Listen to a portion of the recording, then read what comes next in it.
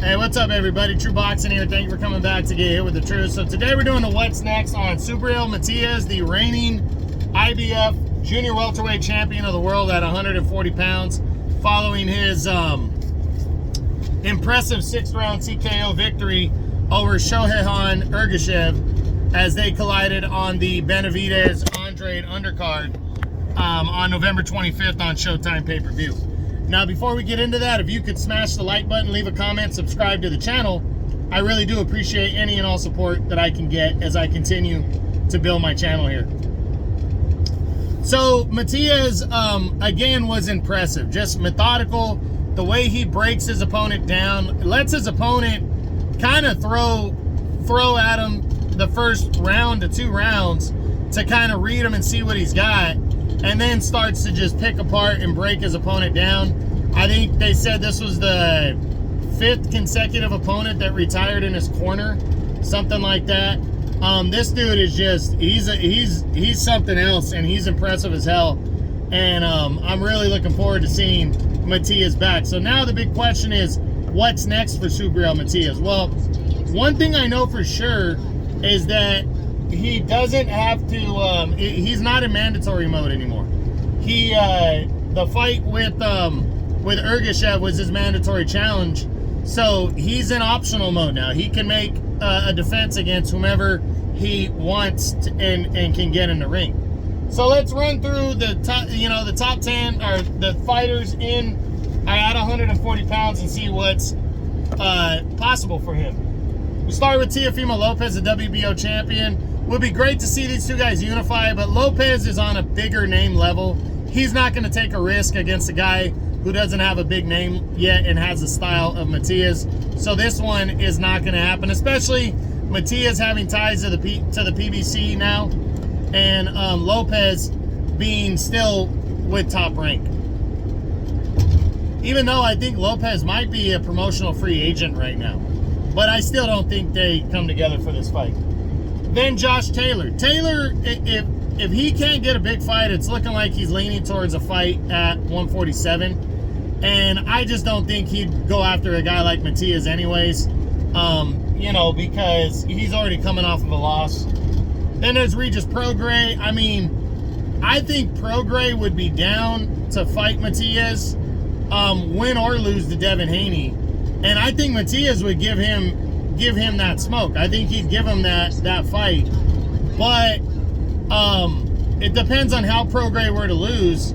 But I'm not sure Prograis, if he gets his ass beat against Haney this Saturday, actually, I'm not sure Prograis would want to get in there with a guy like Matias after that. But that's also a big if. So we gotta wait and see what happens this weekend. But if all else failed, I think Matias might go after Prograis.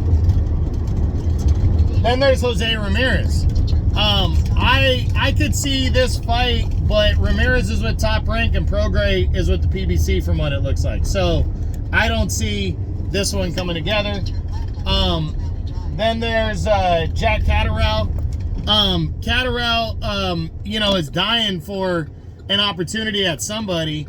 I'm not sure Eddie Hearn can get him to fight with Matias, but if he could, that'd be a good one. But I don't know if that's the goal. But if they were willing to work with the PBC and make the fight happen and it's for a title, I think it definitely could happen. But I don't see Catterall going in that direction. I think he might try to get a final eliminator to move in line for the WBO or one of those belts. Then Sandor Martin. I think Martin would take the fight if he could get it with Matias, and I think Matias might fight him if it was a good option for him. So we'll see. Gary Antoine Russell. I don't think they want to make this fight next, the PBC. That's both their guys. It'd be a good one, but I don't think they want to make this fight next. But I could be wrong because they're both PBC guys. It could be a possibility. Then there's Arnold Barboza Jr. I'm not seeing it. Barboza is pretty much in line to fight for the WBO title either next or later in the year if he can win an eliminator. Plus, he's a top-ranked guy fighting. This would be top rank versus PBC, so I'm not seeing that. Then you got Ryan Garcia. I don't think Ryan right now would want to get in there against a guy like Matias. He seems to be set on going after Rolly Romero later in the year. Jose Cepeda is coming off a loss, and then you got WBA champion Rolly Romero, who I don't think would want the fight. He's also has a mandatory next, and then he's talking about Ryan Garcia, so I don't think Rolly would want the fight either with Matias. And that's pretty much it in terms of the fighters that it would be possible even to get a fight with, you know, in the top 10. So for Matias, I think there's a chance he might fight a PBC guy next, but I don't know when, I don't know how.